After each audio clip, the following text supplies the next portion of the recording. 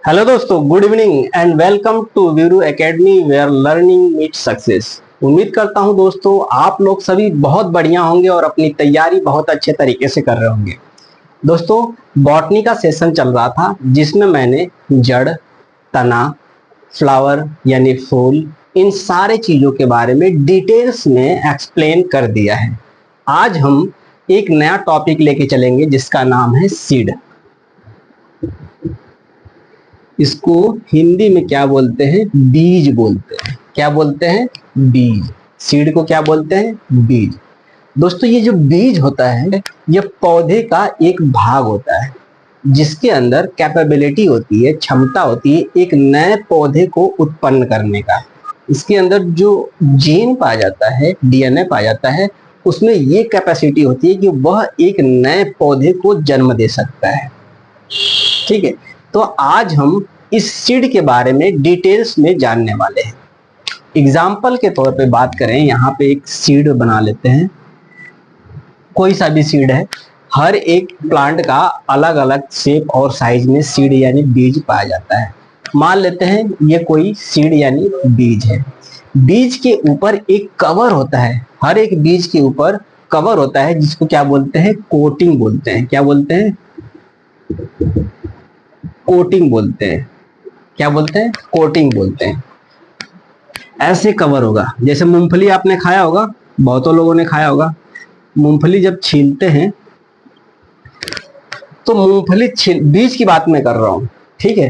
तो मूंगफली जब छीलते हैं, मूंगफली को छीलने के बाद दो बीज निकलते हैं, किसी में 3 निकल जाते हैं, किसी में 4 निकल जाते हैं। मूंगफली आपने ऐसे देखा होगा, ऐसे होता है। इसके अंदर 1 बीज, 2 बीज, 3 बीज, कभी कभी 4 भी हो जाते हैं, कभी 2 होते हैं, कभी कभी 1 भी होते हैं। ठीक है, तो जब इस बीज को हम निकालेंगे दोस्तों, तो इसमें ब्राउन कलर का एक लेयर होगा।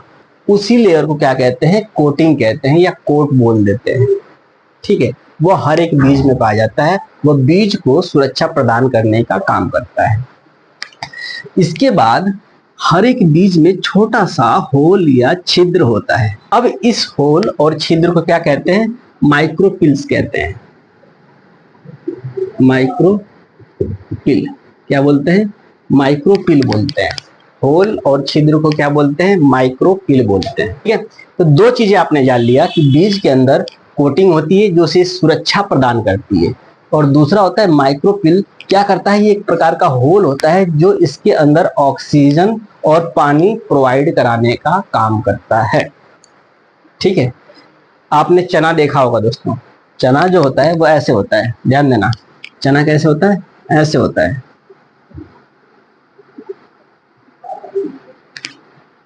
इस प्रकार का कुछ संरचना होती है।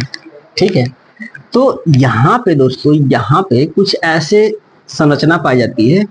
ऐसे यहाँ पे इसको क्या कहते हैं? माइक्रोपिल बोलते हैं। माइक्रोपिल ये एक प्रकार का छोटा सा होल होता है जो हर एक बीज में होता है, जिससे क्या होता है? ऑक्सीजन और पानी उस बीज में एंटर होती रहती है, और उसके ऊपर एक कोटिंग पाया जाता है। कोटिंग पाया जाता है, इसको क्या कहते हैं? कोटिंग कहते हैं। इसके बाद इसके जब अंदर हम जाते हैं तो इसके अंदर यह 2 भागों में बटा होता है। कुछ बीज के अंदर सिर्फ एक ही बीज पाया जाएगा और कुछ बीज के अंदर 2 बीज पाए जाएंगे। ठीक है, ये चीजें आपने समझ लिया। माइक्रोपिल्स क्या होता है और कोटिंग क्या होता है। अब एक चीज और समझ लेते हैं दोस्तों, ध्यान देना। जब बीज को बीज में से हम फाड़ेंगे, या मान लीजिए बीज है, बीज के अंदर एक मेन पार्ट होता है जहां से अंकुरण होता है, और अंकुरण जहां से होता है उसके ऊपर एक ये वाला जो पार्ट होता है जो उसे सुरक्षा प्रदान करता है, इंटरनल सुरक्षा प्रदान करता है। इसको क्या कहते हैं? इसको बोलते हैं टेस्टा, और इसको बोलते हैं जहां पे अंकुरण होना है उसको बोलते हैं टिग्मा। क्या बोलते हैं? टिग्मा। तो टेस्टा और टिग्मा बीज के अंदर पाए जाने वाले 2 भाग हैं। टेस्टा क्या करता है? इस बीज को सुरक्षा प्रोवाइड करता है, और टिग्मा क्या होता है? अंकुरण में भाग लेता है। जैसे आप लोग अनार खाए होंगे, सभी ने खाया होगा, लाल कलर का होता है। तो वो जो लाल कलर का होता है, जो पानी भरा रहता है जिसमें, वो क्या होता है? टेस्टा होता है। और उसके बीच में जो सफेद सफेद कलर का होता है वो क्या होता है? टिग्मा होता है। तो टिग्मा वो होता है जहां से अंकुरण होना होता है, और टेस्टा क्या होता है, एक सेफ्टी प्रोवाइड करता है और उसको बीज को सुरक्षित रखता है। तो टेस्टा क्या होता है, टिग्मा क्या होता है, और कोटिंग क्या होता है, माइक्रोपिल क्या होता है, ये सारे चीजें जान लिया आपने। दोस्तों जो बीज होता है, किसी बीज के अंदर सिर्फ एक ही बीज पाया जाएगा सफेद कलर का, किसी बीज के अंदर फाड़ने पे दो बीज निकलेंगे।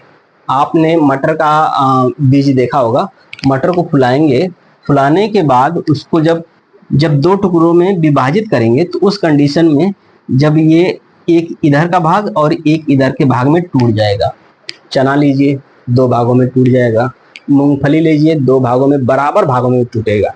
ठीक है, मूंगफली टूट जाएगा, चना, मटर, अरहर या फिर मूंग, ये सारे जो बीज हैं वो दो भागों में टूट जाते हैं। जो भी बीज दो भागों में बराबर इक्वली टूट जाता है या डिवाइड हो जाता है कोटिंग हटाने के बाद, उस बीज को कहते हैं डाइकोटिलीडन। क्या कहते हैं, डाइकोटिलीडन। और वो बीज जो कवर हटाने के बाद या कोटिंग हटाने के बाद एक सिंगल पीस में रहते हैं, उसे कहते हैं मोनोकोटिलीडन। एग्जाम्पल के तौर पे गेहूं का बीज देखा होगा आपने। हालांकि बीज में से इंप्रेशन रहता है कि फटा हुआ है दो टुकड़ों में, लेकिन एक्चुअल में जब हटाएंगे उसकी कोटिंग तो वो बिल्कुल एक ही शेप में रहेगा, एक ही पीस में रहेगा। धान की बीज को जब हम हटाएंगे कोटिंग तो वो एक सिंगल पीस में रहता है। तो धान के बीज में भी सिंगल बीज होता है। इस प्रकार के बीज को मोनोकोटिलीडन बोलते हैं। तो डाइकोटिलीडन क्या होता है, मोनोकोटिलीडन क्या होता है, आपने समझ लिया। इस बीज के कितने पार्ट होते हैं ये भी जान लिया। माइक्रोपिल्स क्या होता है, कोटिंग क्या होती है, टेस्टा क्या होता है, टिग्मा क्या होता है, मोनोकोटिलीडन क्या होता है, डाइकोटिलीडन क्या होता है। ठीक है, अब दोस्तों हम जानेंगे जर्मिनेशन कैसे होता है। जर्मिनेशन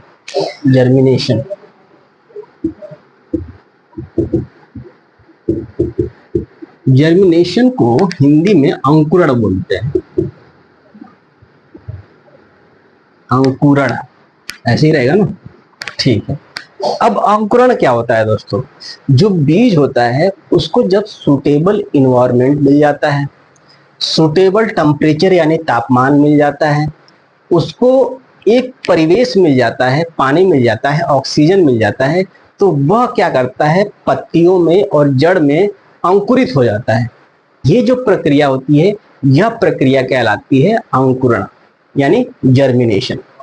मान लेते हैं ये कोई सीड है यानी बीज है, ठीक है। इसको सुटेबल तापमान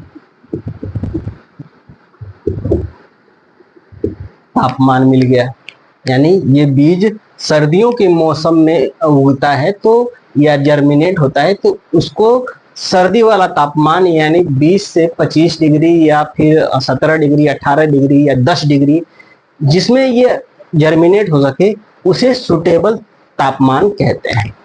ठीक है, सुटेबल तापमान मिल गया, आर्द्रता मिल गई, आर्द्रता को नमी भी बोलते हैं, नमी मिल गई, ठीक है, पानी मिल गया, फिर इसके बाद वायु यानी हवा मिल गई।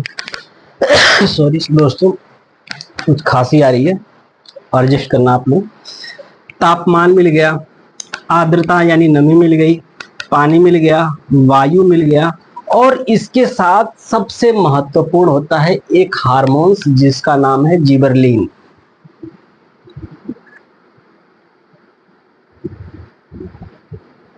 जिबरलिन दिखाई दे रहा है दोस्तों। ये जिबरलिन हार्मोन्स क्या होता है, बहुत ही जरूरी होता है सिर्फ और सिर्फ अंकुरण के लिए। यदि बीज में जिबरलिन हार्मोन्स की कमी है तो बीज का अंकुरण नहीं होगा। कभी कभी आप देखे होंगे कि कोई किसान खेतों में जब बीज डालता है तो कुछ एरिया में यानी खेत के कुछ एरिया में अंकुरण नहीं होता है। उसके पीछे रीजन यही होता है क्योंकि बाकी सारे बीजों को तो सुटेबल इन्वायरमेंट मिल गया, जैसे तापमान, आर्द्रता, पानी, वायु, लेकिन कुछ बीजों में किसकी कमी हो गई, जिबरेलिन हार्मोन्स की कमी हो गई। जब जिबरेलिन हार्मोन्स की कमी हो जाती है तो वो पौधा अंकुरण नहीं करता है। क्लियर हो गया? यानी अंकुरण के समय जिबरेलिन हार्मोन्स की जरूरत बहुत ही ज्यादा होती है। ठीक है, अब जर्मिनेशन के दौरान होता क्या है, यहाँ पे सबसे पहले रूट निकलेगा, इसे कहेंगे मूलांकुर।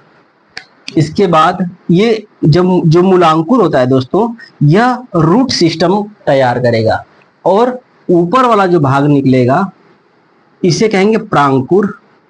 इसको क्या बोलते हैं, प्रांकुर। ये जो प्रांकुर होता है वह शूट सिस्टम को डेवलप करेगा या विकसित करेगा। तो जर्मिनेशन में क्या होता है दोस्तों, कोई सा भी बीज यदि उसे सुटेबल तापमान मिल जाए और आर्द्रता मिल जाए, पानी मिल जाए, वायु मिल जाएगा, जिबरेलिन हार्मोन्स की जो मात्रा है उस बीज में प्रचुर मात्रा में यदि पाई जाती हो तो वह अंकुरित हो जाता है, यानी एक्टिव फॉर्म में आ जाता है। इससे पहले यदि इसमें कोई सा भी कमी हुई तो वह इनएक्टिव फॉर्म में सीड पाया जाएगा।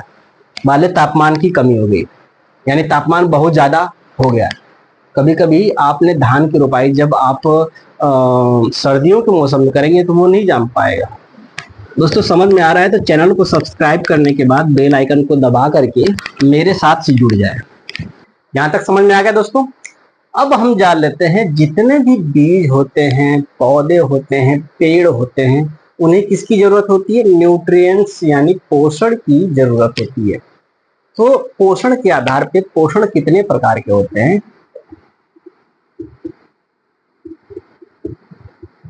पोषण क्या कहते हैं, पोषण। अब हम जान लेते हैं पोषण यानी न्यूट्रिशन होता क्या है। न्यूट्रिशन एक प्रकार का कार्बनिक और अकार्बनिक पदार्थ होता है जिसका उपयोग पौधे अपने भोजन के निर्माण में करते हैं। ठीक है, क्लियर हो गया? और उनकी उपयोगिता के आधार पर यानी आवश्यकता के आधार पर जो न्यूट्रिशन होते हैं, पोषण होते हैं, उनको मुख्य रूप से दो भागों में विभाजित करा गया है या बांटा गया है। पहला होता है मैक्रोन्यूट्रिएंट्स।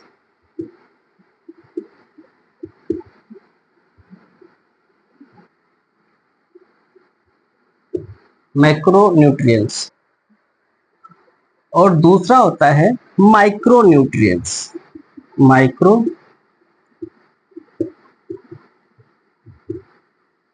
मैक्रोन्यूट्रिएंट्स और माइक्रोन्यूट्रिएंट्स।